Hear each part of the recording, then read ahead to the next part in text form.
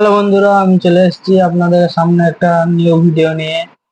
তো এই ভিডিওটায় আপনাকে দেখাবো এসবিআই কেওয়াইসি ফর্ম কিভাবে ফিল আপ করতে হয়। তো এই যে বক্সটা দেখছেন, এটা আপনার ফটো লাগবে, তারপরে state bank of India branch, এখানে আপনার যে এসবিআই ব্রাঞ্চে আপনারা অ্যাকাউন্টটা খোলা আছে সেই ব্রাঞ্চের নামটা এখানে লিখতে হবে।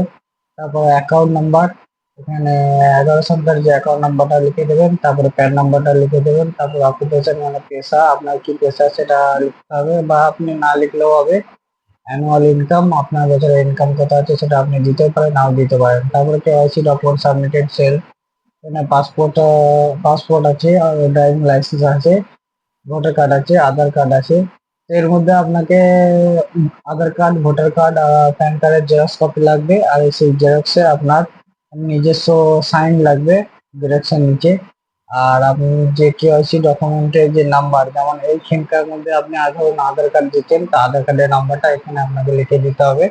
তারপরে এখানে যে সিগনেচার আছে, signature thumb patient of customer, এখানে আপনার ব্যাংক অ্যাকাউন্টে যেভাবে সাইন করা আছে সেভাবে এখানে সাইন করতে হবে। টিপসই থাকলে টিপসই, আর ফুল সিগনেচার থাকলে ফুল সিগনেচার। তারপর নাম, তারপরে নিজস্ব ঠিকানা, মোবাইল নাম্বার, ইমেল আইডি। এর প্লাস আপনি দিতে পারেন, নাম দিতে পারেন।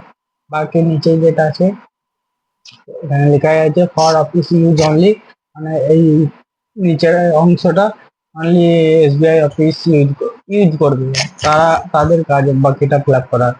তো আমার ভিডিওটা ভালো লাগলে অবশ্যই লাইক আর কমেন্ট করে দেবেন, ভিডিওটা শেয়ার করে দেবেন, আর আমার ইউটিউব চ্যানেলটা সাবস্ক্রাইব করে দেবেন।